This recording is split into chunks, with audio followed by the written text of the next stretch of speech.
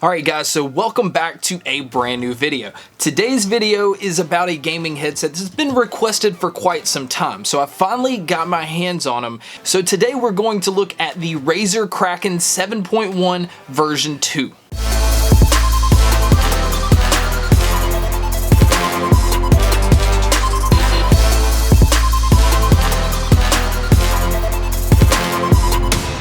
Okay, so right off the bat, you see that is the usual Razer black and green look. Alright, so this review, we actually get to skip the accessories. Like, normally we start with accessories, but there's absolutely none with this headset. What you get is the headset itself. It is not a detachable wire, so that is already included. It is a braided cable, which I think is really nice. It is a very thick cable. It's also USB on the other end, so you can use it straight into your PC, straight into your PS4. That's really about it. As far as looking at the headset itself, it looks like your usual Razer, especially the new design. The Razer Kraken version 2, the Man of War, they all have this new similar look, which I really like. The one thing I do want to point off right off the bat that I'm not crazy about, there's no volume control.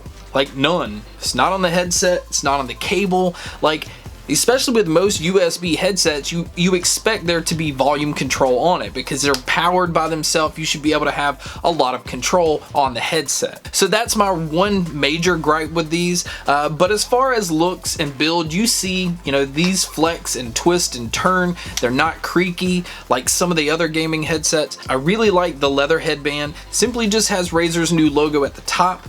It has these metal, very, very sturdy extenders. And as you can see, there's numbers on them so that you can match up this side to this side, and so you have a balanced look on your head. But speaking of look on your head, these things stick out like a long way. I pointed that out in my other reviews, but if you haven't seen those, I definitely feel the need to point that out in these. It looks kind of ridiculous. The mic does pull out, and as you can see, if you push the button that's actually the mic itself, it will mute and unmute the mic. In fact, when you have it muted, the light on the very end of the microphone will turn red. But speaking of the microphone, let's go ahead and give it a listen here. Alright guys, so here is a test of what the Razer Kraken 7.1 version 2 microphone sounds like. I did notice that there is some hissing in the S's, but overall the tone is very nice. It is extremely clear. As you know, with most gaming headsets, microphones are not that great, and this is actually a really decent noise canceling microphone. Alright, so back onto the headphones themselves. The one thing I've pointed out in other headphones and headsets I'm not crazy about is the cable inside of the headset. Anything catches that, anything pulls that, there's really no replacing it. I just think it makes it pretty vulnerable, and it just always concerns me. But as far as the frame, again, like I said, it's metal. I really like the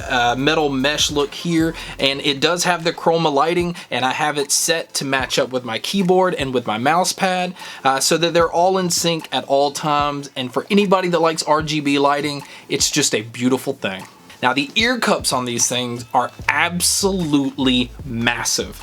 They are extremely deep. The leather is really soft. It is honestly one of the most comfortable headsets outside of HyperX that I always recommend. If you're looking for comfort, looking for something that you can wear all day, that's what these are. They are not open at all, so they do get a little warm. But again, with gaming headsets, most of them are closed back. You just kind of need to take a break if your head's sweating that bad. Okay, so right into sound.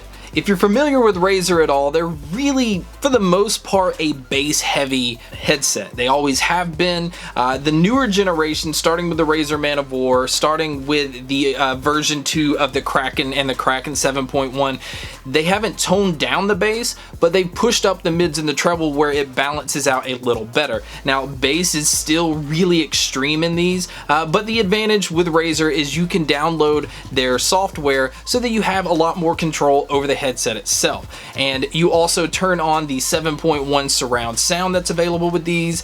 You can control the EQ, you can control the lighting, you can control the microphone. It gives you a lot of control within the app, but still overall you really can't tone back the bass as much as I'd like. I think the bass is really up front. which in most cases the mids kind of suffer from that. Now I think the treble is fine in these. Treble is actually really sparkly for the most part. So treble and bass, you would picture it to be up here, and the mids just take a dive. That I think, if anything that I would change personally, it would be that. Now, with saying that, these things shine with video games, and honestly that's what you want them for. They sound great on the PS4, they sound great on the PC, but with music, that's what I wouldn't necessarily recommend these for, unless you just specifically like bass and don't really care about anything else.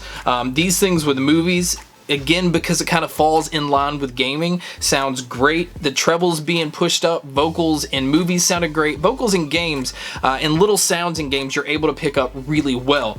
But because of the bass being so punchy, explosions sound great. You feel more impact than you do with most headsets, and that's a huge plus, and I think some headsets miss out on that. So that's something Razer really has going for them.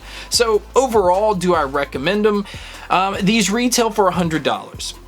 And I think whenever you're looking at $100, you're in a line that you're competing with some pretty impressive headsets. Now, I honestly would recommend the HyperX Cloud 2 over these, like, by a long shot. But again, if bass is your main focus, then yes, I could definitely recommend these. And as far as build quality, it's really good. You don't have anything to worry about. So parents looking to buy their kids gaming headsets, this is something you could buy and know that it's gonna last a long time. So that's really it. That is my quick review of the Razer Kraken 7.1 version 2. At $99, it's a good buy if you really like bass and you're using them more for gaming and not for music. But if you're looking for a headset to use for gaming and music, definitely go with the HyperX Cloud 2. But Razer has stepped up their game with their newer line of headsets. Wasn't a big fan of the original 7.1s, wasn't a fan of the original Kraken, and Razer has come a long way. So thank you guys so much for checking out this video. Thank you guys so much for checking out all the other videos. And as always, guys, make sure to stay tuned for more.